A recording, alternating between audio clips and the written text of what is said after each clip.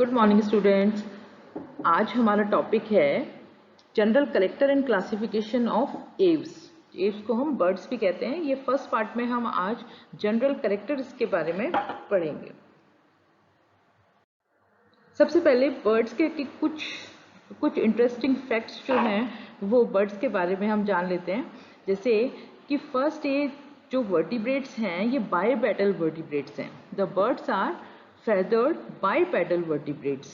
They are homeotherms so that they are successful in the life. होम्योथर्म होने की वजह से ये लाइफ में बड़े सक्सेसफुल हैं अपने हैबिट्स के अंदर। इनका ओरिजिन अगर हम देखते हैं तो ये थेरापॉड डायनासोर से हुए हैं जो जुरासिक पीरियड्स के बाद में थे। ये एडवांस हैं किससे? रेप्टाइल से। तो जुरासिक पीरियड के जो रेप्टाइल्स थे उनसे एडवांस कैरेक्टर इसके अंदर आए, इसीलिए ये सक्सेसफुल भी रहे। So that they are called, हेक्सेल ने कहा ग्लोरिफाइड रेप्टाइल्स, और यंग्स ने जेजेड यंग ने जो इनका क्लासिफिकेशन भी दिया था उन्होंने इनको कहा the masters of the air, air के मास्टर हैं। इनकी स्टडी जो है, जो भी स्टडी बर्ड्स की करते हैं उनको हम ऑर्निथोलॉजिस्ट कहते हैं, और the study of birds is called ornithology. The largest bird is ostrich and the smallest bird is bee hummingbird, जो कि ये डायग्राम में दिखाए हैं। First is this is the ostrich and this is hummingbird. Next, the origin of the bird. The most paleontologists agree that the common ancestors of all existing birds were a type of small feathered dinosaurs.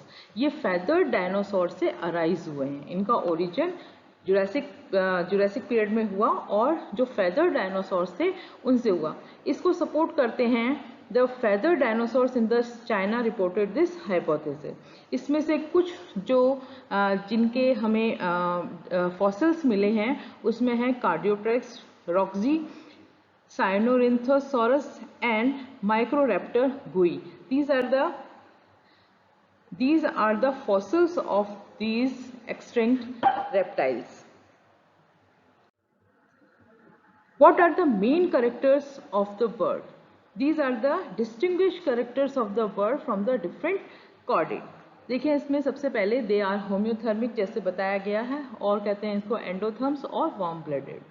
इनकी body जो है, body head और long neck में divide होती है। Trunk and short tail इसके अंदर present होती है। तो बॉडी को अगर हम देखें तो इसके अंदर हेड होता है, नेक होता है, ट्रंक होता है और टेल होती है। इसकी अगर बॉडी स्ट्रीमलाइड होती है, बोट शेप होती है, जो कि एरिए हैबिट्स के लिए रिक्वायर्ड है। इसके अंदर बाइपेडल होते हैं। फोरलिम्स, विंग्स जो होती हैं उसमें मॉडिफाइड हो जाती हैं। हाइंड लिम्ब जो हैं जो इसके क्लॉज में एडेप्टेड हो जाते हैं या वॉकिंग में एडेप्टेड हो जाते हैं, और इसके अंदर जो वेट है बॉडी का वो बहुत लाइट हो जाता है।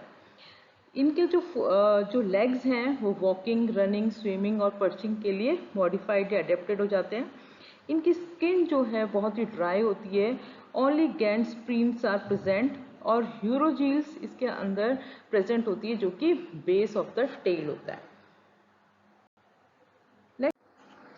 इस स्लाइड में हमने बर्ड्स की एक्सटर्नल और इंटरनल एनाटॉमी की फोटोग्राफ्स डाली हैं। इसको अगर हम देखें तो इसके अंदर head part, this is the head part. इसके अंदर डिफरेंट नेम्स हैं। This is the forehead, loral, bill, upper mandible, lower mandibles, this is the crown, supercilium, eye ring, ear patch, nape. These are the head part of this bird, and this is the internal anatomy of any bird. Then we next slide we study the general characters of the bird. Birds have the spindle shaped body, is highly aerodynamic, suitable and covered by the feathers. Birds are homeothermic animals, जिसकी एक main character जो कि birds के अंदर होता है. They have small head in place of a fairly long movable neck. इसके अंदर neck present होती है जो कि movable होती है.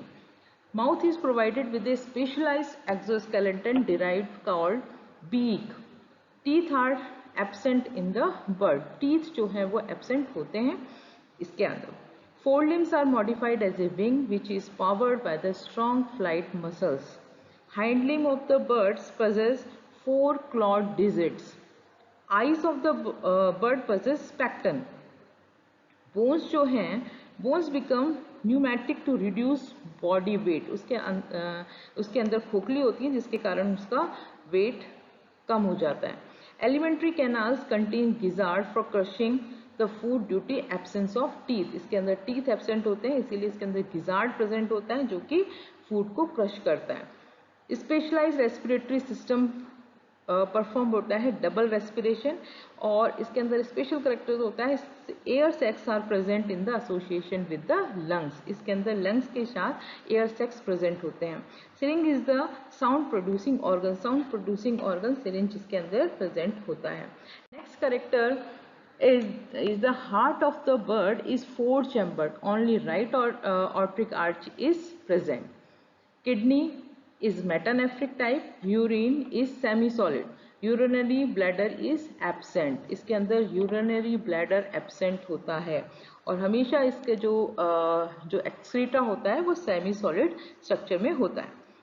Only left ovary is present. 2 ovary की बजाय इसके अंदर केवल एक ovary present होती है और वो भी कौन सी left.